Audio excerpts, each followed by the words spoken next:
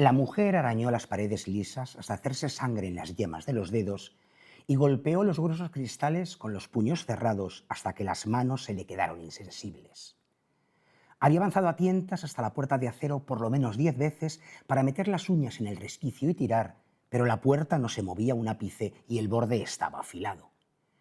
Finalmente, cuando las uñas se despegaron de la carne, se dejó caer al suelo jadeando. Se quedó un momento mirando fijamente la impenetrable oscuridad, con los ojos muy abiertos y el corazón desbocado, y entonces gritó. Gritó hasta que le zumbaron los oídos y su voz flaqueó. Después echó la cabeza atrás y volvió a sentir el aire fresco que bajaba del techo. Tal vez pudiera saltar hasta allí si tomaba carrerilla y lograba agarrarse a algo. Tal vez así ocurriera algo. Sí, tal vez así los cabrones de fuera tendrían que entrar donde estaba ella. Y si apuntaba sus ojos con los dedos rígidos, tal vez podría cegarlos. Si actuaba con rapidez y sin vacilar, tal vez lo conseguiría. Y entonces tal vez podría escapar. Estuvo un rato lamiéndose los dedos ensangrentados. Después los apoyó en el suelo, hizo fuerza y se puso en pie. En medio de la oscuridad miró hacia el techo. Quizá estuviera demasiado alto para saltar. Quizá no hubiera nada a lo que agarrarse. Pero había que probar. No le quedaba otro remedio. Se quitó el plumífero y lo depositó con cuidado en un rincón para no caer encima. Después dio un brinco y extendió cuanto pudo los brazos en el aire, pero no encontró nada. Lo hizo un par de veces más antes de volver a la pared del fondo, donde se quedó un rato recuperándose. Después tomó carrerilla y saltó con todas sus fuerzas hacia arriba en la oscuridad, moviendo los brazos en todas direcciones en busca de la esperanza. Cuando se derrumbó, un pie resbaló en el suelo y el cuerpo cayó a un lado. Soltó un gemido de dolor cuando su hombro dio contra el cemento y gritó cuando su cabeza golpeó la pared y vio las estrellas. Se quedó un buen rato totalmente quieta y le entraron ganas de llorar, pero no lo hizo. En caso de que la oyeran, sus carceleros lo interpretarían mal. Pensarían que estaba a punto de rendirse, pero no lo estaba. Al contrario, un día de aquellos iba a escapar. Estaba segura. Pues este prólogo, que es como comienza la novela, es precisamente lo que cuando se ha adaptado tanto a cine como a televisión se ha dejado para después. Y, digámoslo así, comenzamos un poquito después. No diría en segundo acto, pero casi, porque luego tendremos que ir hacia atrás en el tiempo, por supuesto, porque, ya lo habrán entendido, claro, esa mujer que estábamos contando, su calvario y su agonía, es esa mujer que arañaba las paredes. La primera novela de la serie Departamento Q. Comenzó a publicarse allá por 2007 y casi desde el principio, en su país de origen, en Dinamarca, y progresivamente en toda Europa y en algunas otras latitudes y en otros países, comenzó a ser un éxito y tiene adeptos, como digo, repartidos por todo el mundo. Luego llegaron las películas danesas, como la novela, como el autor, como Jussi Adler Olsen, películas que han gozado de un cierto éxito, aunque es verdad que han tenido que convivir con el, digamos, malestar del autor, que nunca estuvo muy de acuerdo con la elección del casting. A partir de la quinta película ha conseguido que los actores cambien. Y hace muy poco ha llegado una serie que traslada la acción a Edimburgo y los actores pues son o escoceses o ingleses o todos de allí, comandados, aquí le ven en portada, por el estupendísimo Matthew Wood. Es una adaptación bastante fiel, pero claro, se toma muchas libertades. Primero y fundamental porque cambiar el escenario hace que cambien los crímenes. Es aquello que yo creo que les he contado muchas veces, saben que soy muy reiterativo, pero que descubrí gracias a la gran Claudia Piñeiro.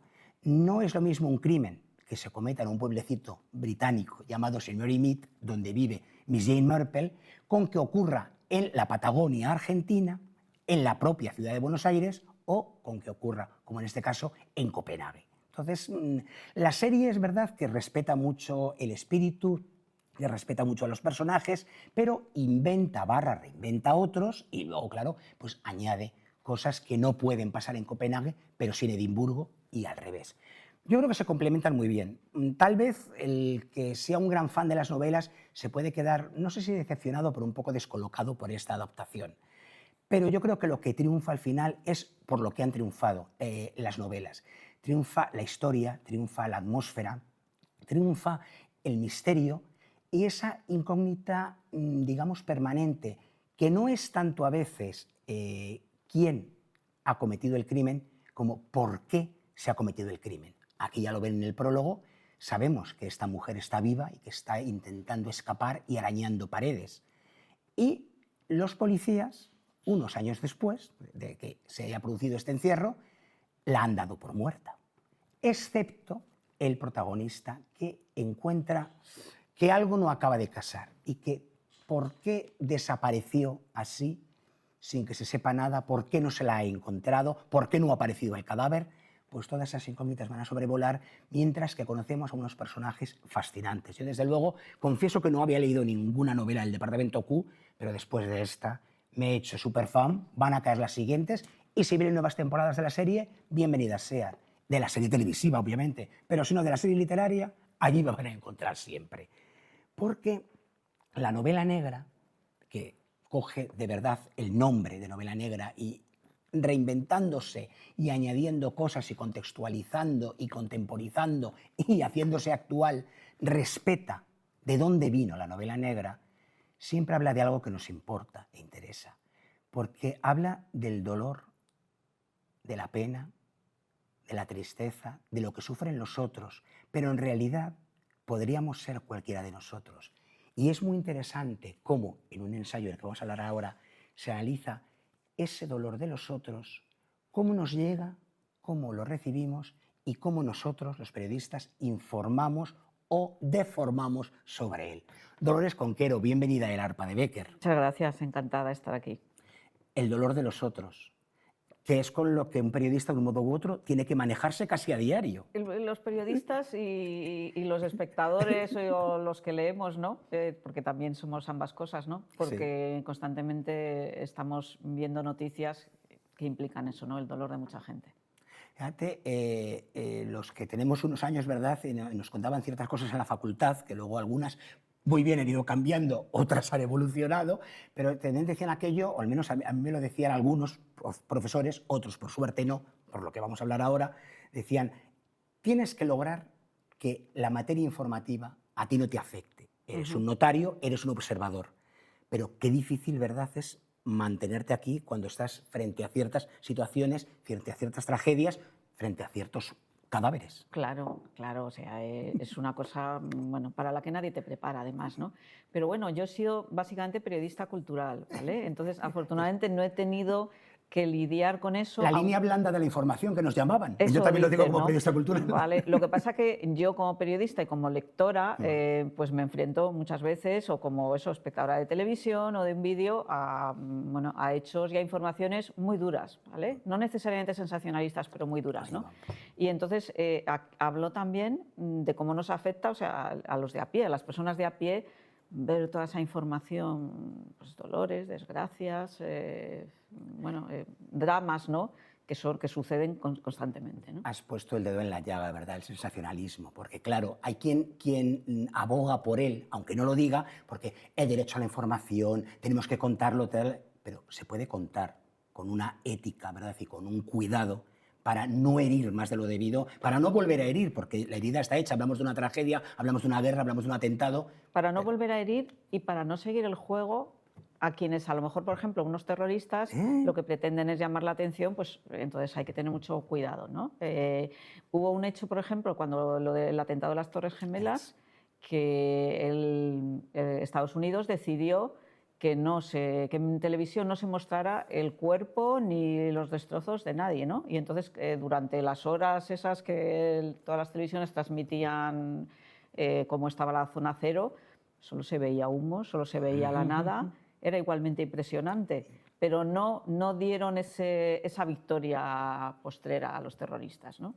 Hace muy poco ha vuelto esa polémica precisamente con la foto del coche siniestrado, calcinado, destrozado, en el que iban el jugador de fútbol Diego Jota y su hermano. Sí. Que si se veían o no se veían los cuerpos, que si tal, que cómo podía ser portada de un periódico. Claro. El problema es que como cada vez hay más competencia, pues yo lo llamo el sensacionalismo, es como el equivalente al grito, ¿no? Es como entre mucha gente, la gente tiene que gritar, y entonces hay muchos medios que dicen, pues vamos a gritar, vamos a poner una foto muy llamativa, ¿vale? Para llamar la atención, pero eso no es, ¿no?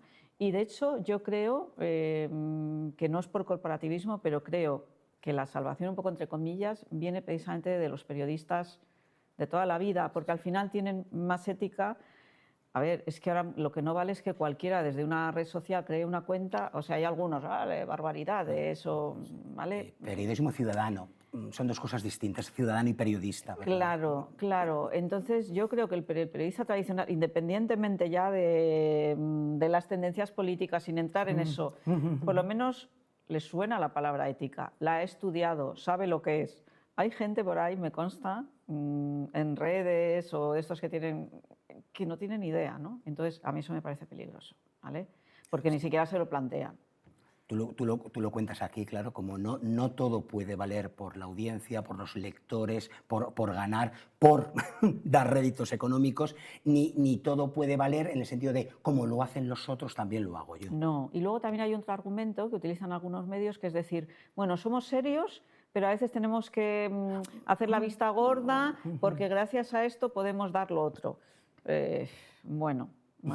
Pero yo, más allá de los medios, que es verdad que analizo cómo se han dado las noticias a lo largo del tiempo, ¿no? Y cómo ha evolucionado, porque es verdad que no es lo mismo, primero cuando solo había periódicos, luego cuando llegó la tele, luego cómo se ha, por ejemplo, las sucesivas guerras o algunos hechos que marcaron un antes y un después, ¿no? Las guerras antiguas que decía Agatha Christie, ¿verdad? Sí, Claro. que por ejemplo su hermano fue a una y cuando aquello volvían como héroes, ella lo contaba en sus memorias. Yo el texto lo aderezo siempre con muchas cosas para hacer la lectura ágil, ¿no? Y entonces, bueno, pues eso, por ejemplo, es el testimonio de Ágata que contaba eso, ¿no? Decía, casi ninguno moría entonces, como su hermano, y luego volvían y eran los héroes, tenían a todo el mundo a sus pies, les condecoraban, ¿no? Pero luego eso no fue así. Llegó la Gran Guerra. Llegó la Gran Guerra y la gente moría como, bueno, como moscas, o volvían hechos una pena, mutilados, con las caras destrozadas, ¿no?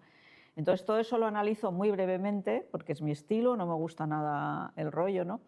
Pero también analizo cómo podemos defendernos los espectadores o los lectores de eso, porque ese es otro de los problemas, claro. Ahí va yo, claro, que te iba a decir, por eso me gusta mucho el título, ¿no? Por aquel matiz que hay veces entre los otros o los demás. Entonces, claro, tú dices, claro, cómo a veces el espectador, el lector, el receptor de la noticia tiene que vivirla, enterarse, pero hasta cierto punto. Claro. Claro, con una cierta distancia, al fin y al cabo, simplemente lo que te están contando, lo que te está llegando. Sí, de hecho, a mí es que todo esto surgió también, aparte porque siempre es un tema que me ha preocupado, ¿no? El exceso de empatía. Hay gente que es muy empática y entonces hay gente que, para protegerse también, porque dice que sufre mucho, dice yo no veo las noticias. Y como cada vez hay más gente, y de hecho hay estudios que demuestran que hay gente que huye de esos, pues yo me planteo hasta qué punto es ético, no es ético, la gente tiene derecho a protegerse o es egoísta. Bueno, pues todo eso lo analizo. Es verdad que no hay una única respuesta, ¿no? Ni lo pretendo. O sea, yo lo que pretendo sobre todo es que la gente piense y saque sus propias conclusiones, ¿no? El respeto para mí al lector es fundamental. Iba a decirte, como tú dices, es un ensayo muy sintético, en el buen sentido, das las pautas, das nombres, das referencias, entonces ya cada uno, el que quiera, busque más, y además hablas de cosas que, claro, muchos hemos vivido, porque hablas de aquel momento que luego ha recordado doña Leticia Ortiz, la reina, y que, claro, cómo nos impactó a todos los espectadores aquella niña llamada Omaira. Sí, el caso de la niña Omaira. Y cómo los cámaras en la Cristina Navarro tragaron quina y aguantaron, sí, sabiendo lo que estaban grabando. Pero por otro lado, como decías, pero una víctima tenía que decirlo también. Claro, que se fíjate que ahora que has mencionado a Mayra, a mí mismo me ha dado como un escalofrío, porque yo también tengo ese recuerdo que la reina Leticia lo contó y por eso lo incluyo ahí también, ¿no? Cuando se celebraron los 50 años de Informe Semanal, ella contó que se acordaba de cuando tenía 13 años, de estar en su casa cenando toda la familia y de repente salir en Informe Semanal esa información, la niña Omaira, que había quedado en un terremoto, me parece, o en un volcán, el Nevado del Ruiz, en Colombia, erupción del sí, pues quedó sepultada con las piernas en una... Sí, como... Además solo se le ve hasta aquí de agua, de agua, y el resto está ahí. Y no la pudieron sacar porque tenía las piernas, por lo visto, enredadas o destrozadas, sí, ¿no? Y entonces asistimos un poco a su agonía, a su lenta agonía, ¿no? Y como decía doña Leticia, cómo eso es un recuerdo que jamás le ha olvidado, que jamás ha olvidado, porque hay noticias que se nos quedan para siempre, que nos... Fíjate, eso a mí me ha dado escalofríos, me consta que hay gente que aún recuerda eso. Hay otros hechos que también, o sea, comento hechos que marcaron un antes y un después en la información televisiva, unos internacionales, otros no.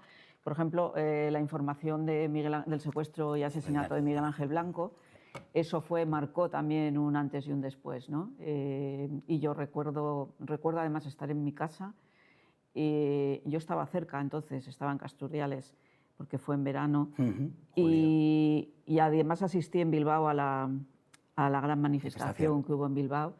Nadie se creía que eso pudiera pasar, y recuerdo como a las 4 de la tarde sonaron las campanas, porque... Sí, porque era la hora, terminaba el macabro plazo. El macabro plazo. 4, entonces, ¿no? se acordó, no sé cómo, todas las iglesias ¿vale? Tocarían las campanas, ¿no?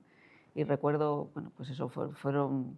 Hay momentos que se te quedan. Entonces, ¿qué pasa? Que hay tantos momentos cuando uno va teniendo una vida, pues muchos hechos, muchos golpes, muchas imágenes que se te quedan en la retina, mucho dolor, ¿no?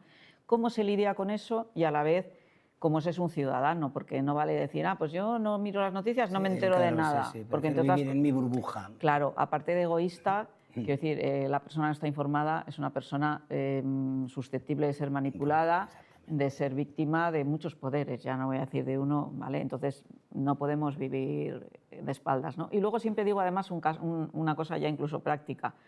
Yo, por ejemplo, cuando la pandemia, justo antes del confinamiento, a ver, el que veía un poco las noticias sabía ya o intuía que podía pasar lo que pasó, que nos encerraran.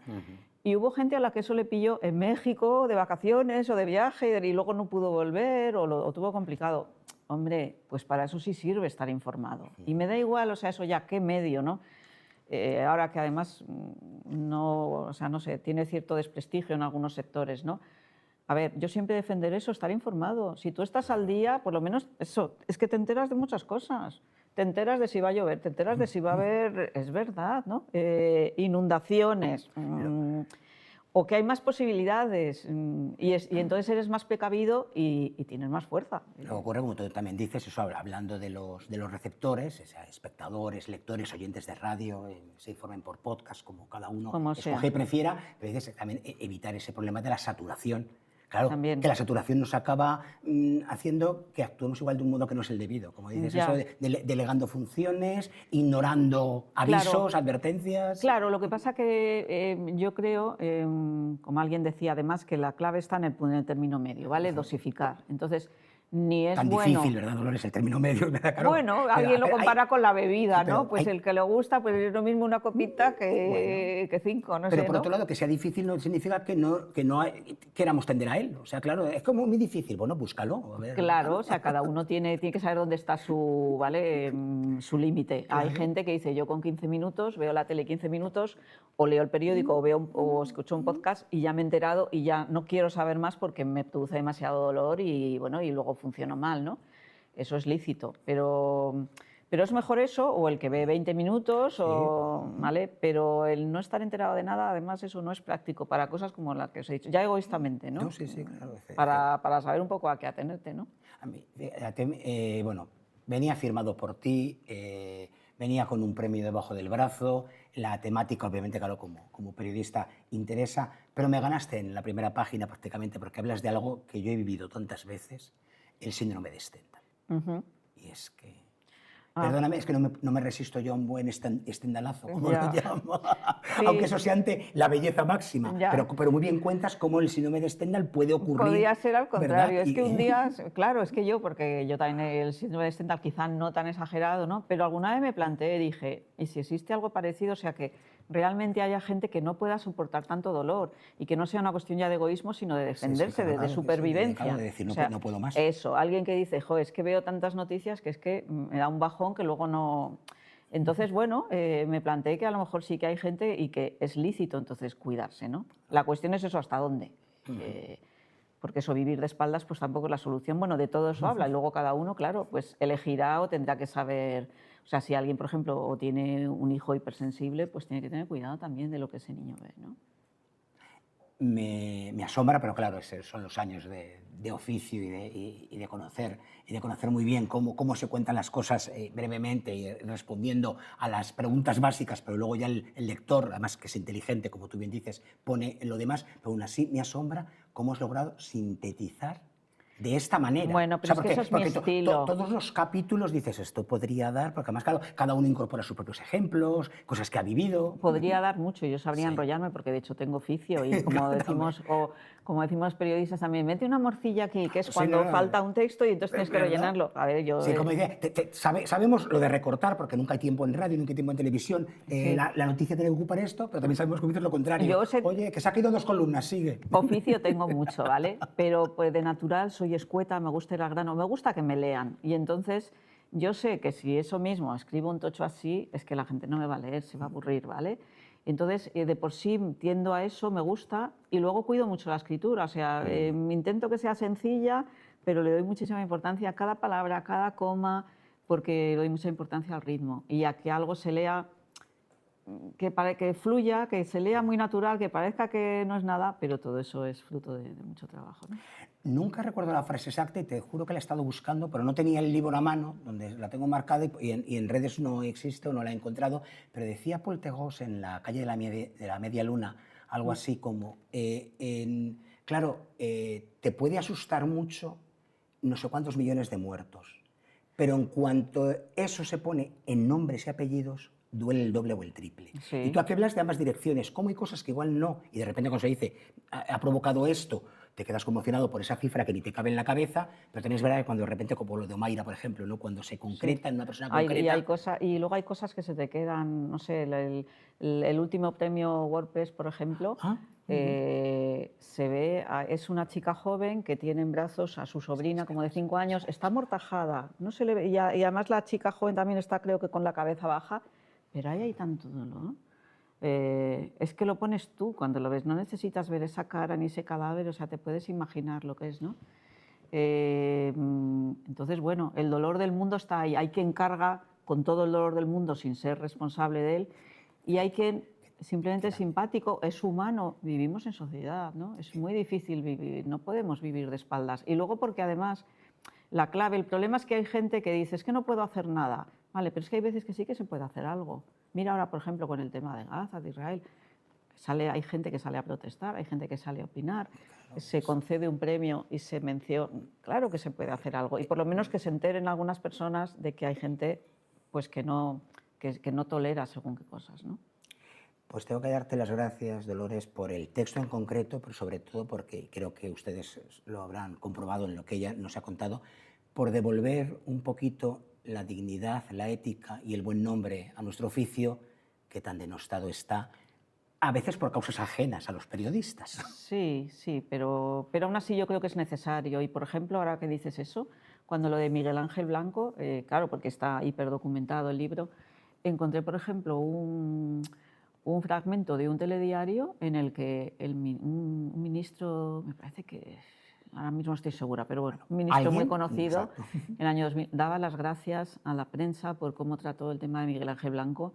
Fue parte de la solución también del problema, ¿vale? Sí, está el tema de ETA muy presente ahí también, porque, a ver, en la transición siempre dice qué bonita, pero desayunábamos un día así y otro también, con muertes, o sea, eso fue terrible, ¿no? Y entonces la prensa sí tuvo mucho que ver en eso, ¿no? Y la acción ciudadana, pero entonces, bueno, la prensa jugó otro papel, ¿vale? Y eso tampoco hay que olvidarlo, ¿no? Y luego somos personas, pues hay quien se toma más en serio su trabajo y quien no tanto, ¿no? Pero generalizar está muy mal, claro. Pues Dolores Conquero, amiga, colega, gracias por tomarte este oficio tan en serio y gracias por hacer libros como este. Muchas gracias a vosotros y por este programa tan bonito. Pues ahora nos vamos al ángulo oscuro del salón y ya saben que el arpa, pues sí, le gusta allí estar un poco mohosa, doliente, pero bueno, como lo vamos a compartir con el dolor de todo el mundo y también con la alegría que en el fondo da la música, aunque sea melancólica, y le llevamos libros y lecturas, enseguida se va a animar y dentro de muy poco va a volver a sonar para todos ustedes. Gracias.